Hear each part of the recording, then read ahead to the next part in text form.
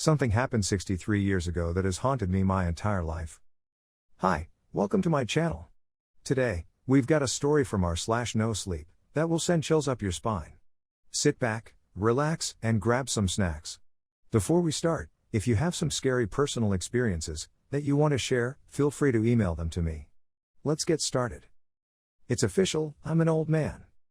For the last couple of years, I've comforted myself by saying I'm in my early 70s, but math is simple and unforgiving. Today is my 75th birthday, and God, the years do fly. I'm not here for your well wishes, this is hardly a milestone I'm excited about. I'm glad to still be here, of course, but I find I have less and less to live for with every passing year. My bones ache, my kids live far away, and the other side of my bed has been empty for just over 8 months now. So spare me your happy birthdays and your congratulations, if you please. I'm here because I have a story for you, and it's one I've never told before. I used to think I kept it inside because it was silly, or maybe because nobody would believe it. I've found, though, that the older you grow, the more exhausting it becomes to lie to yourself. If I'm being perfectly honest, I've never told anybody this story because it scares me, almost to death. But death seems friendlier than it used to, so listen close. The year was 1950, the setting a small town in Maine. I was a boy of 9, rather small for my age, with only one friend in the world to speak of, and his family, seemingly on a whim, decided to move 2,000 miles away. It was shaping up to be the worst summer of my life. My pop wasn't around and my mom was a chore whore. Boy, was I proud of myself when I came up with that one, so I wasn't apt to hang around the house. With some hesitation, I decided the public library was the place to be that summer. The library's collection of books, particularly children's books, was meager, to say the least. But within the walls of that miserly structure, I would find no undone chores, no nagging mother, God rest her soul, and perhaps most importantly, no other children with whom I would be expected to associate. I was the only kid with a low enough social status to spend his precious days of freedom sulking amid the bookshelves, and that was just fine with me.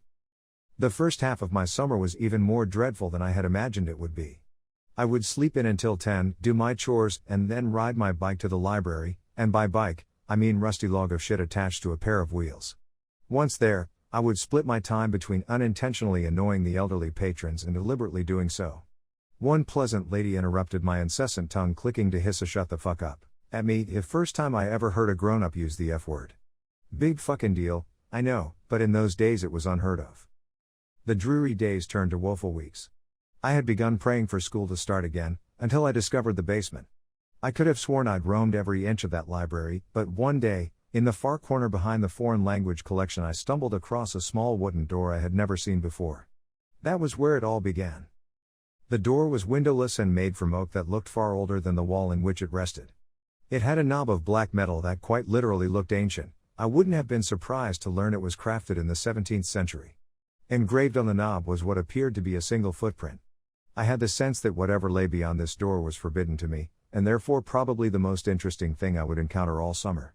I quickly glanced around to make sure nobody was watching me, then turned the heavy knob, slipped behind the door, and shut it. There was nothing, only darkness. I took a couple of steps and then stopped, unnerved by the totality of the shadow which surrounded me. I waved my hands in front of me in an attempt to find a wall or a shelf or anything to hold on to. What I found was far more subtle, a small string, dangling from above, but far more useful. I grabbed it firmly and pulled it down. Back in the day, lots of light bulbs were operated with strings, and this was one of them. My surroundings were instantly illuminated. I was standing on a small, dusty platform that looked as though it hadn't seen life in quite some time. To my left was a crickety-ass spiral staircase, made of wood and appearing ready to collapse at any second.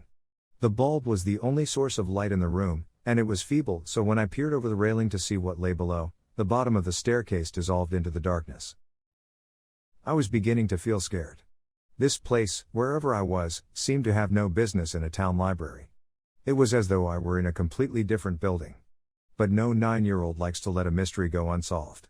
Looking back, I wish I could tell my prepubescent self to turn around, go back, do anything else besides descending that staircase. You'll be spared a lot of sleepless nights, I'd say. But, of course, I didn't know that then, and I may not have listened even if I had. So instead of turning back, I took a deep breath, gripped the railing, and glared resolutely forward as I began my descent. The wood on the railing was dry and covered with splinters. I immediately let go, holding my hands out for balance as I carefully traversed the staircase. It was, or at least seemed, very long, and with only the dim glow from the string bulb far above me, my heart pounded mercilessly in the darkness. Even kids can sense when something isn't right, I think, they just don't always give a shit. By the time my feet reached the cement floor at the bottom, the light from the bulb above was very nearly a memory. But there was a new light source, and God, I'll never forget it. Directly in front of me was a door, massive and a deep shade of red. The light was coming from behind the door, and it shone out in thin lines from all four sides, a sinister, dimly glowing rectangle. For the second time, I took a deep breath and went through a door I shouldn't have. In contrast to the dank room I entered from, the room behind the door was blinding. When my eyes adjusted, what I saw nearly took my breath away. It was a library. The most perfect library imaginable. I gaped in wonder as I stepped, almost reverently, further into the room. It was beautiful. It was smaller than the library above, much smaller, but it seemed to be almost tailor-made for me. The shelves were packed with brightly colored titles, both armchairs in the middle of the room were exquisitely comfortable, and the smell, my God, the smell, was simply unbelievable. Sort of a mixture of citrus and pine. I simply can't do it justice with words, so I'll suffice it to say that I've never smelled anything better. Not in my 75 years. What was this room? Why had I never heard of it before? Why was nobody else here? Those were the questions I should have been asking. But I was intoxicated. As I gazed around at all the books and basked in the smell of paradise, I could only form one thought: I will never be bored again. In truth, boredom only hid from me for 3 years. It was on my 12th birthday, 63 years ago to this day, that everything changed. Before that day, I visited my basement sanctuary as often as I could, usually several times a week. I never saw another soul down there, yet strangely remained free of suspicion. I never removed a book from that room, but instead would pick up a particular volume wherever I had stopped reading during my previous visit.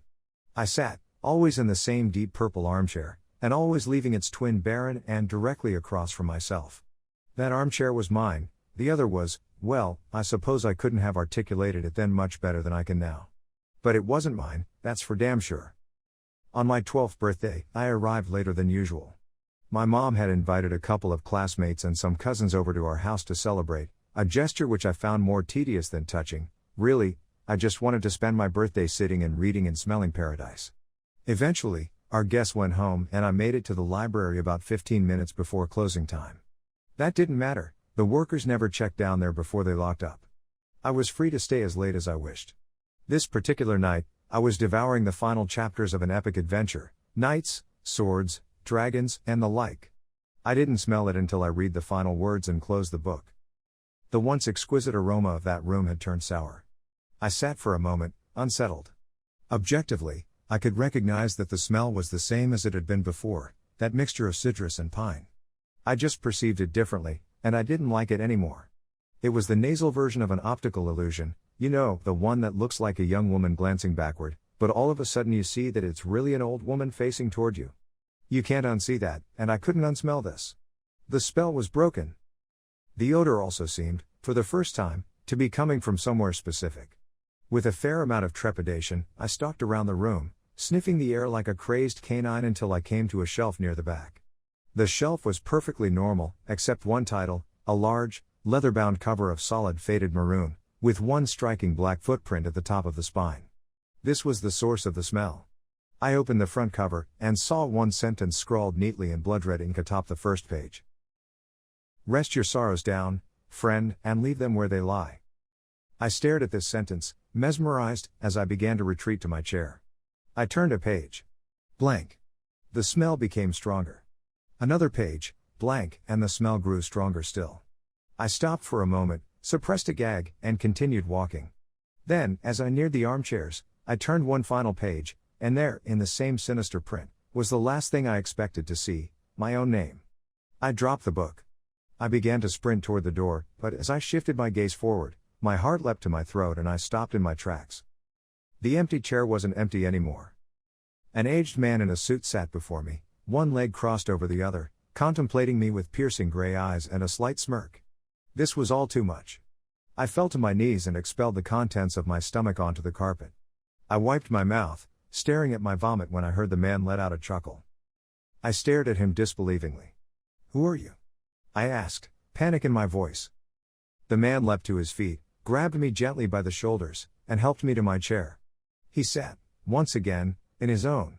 "I fear we got off to a bad start," he said, glancing at the pile of sick on the carpet. "The smell. It does take some getting used to." "Who are you?" I repeated. "Tonight, you will know hardship like you've never before known," he said. "I come as a friend, offering you a refuge from it, and from all other storms which lie ahead." I wanted nothing more than to leave at that moment, but I remained seated. I asked him what he was talking about. "Your mother is dead, my boy. By her own hand, in her kitchen." "The scene is gruesome, I must admit," he said in sorrowful tones, but was there a playful glint in his eye? "Surely you wish to avoid this path. I can show you a safer one." My blood ran cold at the horrors this man spoke of, but I did not believe him. "What do you want with me?" I demanded, trying to sound braver than I felt. He laughed, an old, raspy yelp that seemed to shake him to his bones. "Nothing but your friendship, dear boy," he said. Then, sensing I found his answer inadequate, he expounded. "I want you to come on a journey with me. My work is noble and you will make a fine apprentice. And maybe, when I'm done," he sighed tiredly, running his bony fingers through his thin white hair, "maybe then, my work can be yours." I stood up, shuffling toward the door but never breaking his gaze. "You're crazy," I told him.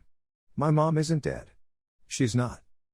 "See for yourself, if you must," he said, gesturing toward the door. I threw him a contemptuous glare and bolted for the exit. As my hand closed around the knob, he said my name softly. In spite of myself, I turned around. "Your road won't be easy, friend. If it ever becomes too much for you, and I mean ever," he said, pausing to sweep his hand over the room, "you know where to find me." I slammed the door behind me and took the decrepit stairs two at a time. I exited the library, clambered onto my bike, and hightailed it home. The front door was wide open. I dismounted, leaving my bike in a heap on the ground, and approached the house cautiously. The old man was lying, he must have been. Still, tears began to sting my eyes. Heart pounding, I stepped inside and called for my mother. I heard no answer, so I turned into the kitchen. To this day, I don't know why she did it. I've lived in that small town in Maine my entire life, although I've kept mostly clear of the public library. Once, in my late 20s, I summoned the courage to step inside. Life was good at that time, and my fear had begun to morph into idle curiosity. Where the door to my basement sanctuary once stood was only a blank wall. I asked the librarian what had become of that basement, though in my heart I knew the answer. "There was no basement," she said. There had never been a basement. In fact, if she had her facts correctly, city zoning ordinances prohibited a basement in the area. I've been haunted by that sickly sweet smell, that poisonous blend of citrus and pine, ever since that long ago birthday. When I saw my mother in the kitchen that day, collapsed in a pool of her own blood, I smelled it. When a man claiming to be my father knocked on my college apartment door, begged me for money, and beat me to within an inch of my life when I refused, I smelled it. When my wife miscarried our second child, I smelled it, and again when she miscarried our fourth. When our oldest son got behind the wheel of the family Buick completely shit-faced and got his girlfriend killed, I smelled it. I began to smell it periodically as my wife became sick. She died late last year, and now, I'm alone for the first time in more than half a century. Now, I smell it every day, and it feels like an invitation. A few months ago, I went back to the library and the small oak door with the ancient handle was there, right where it used to be.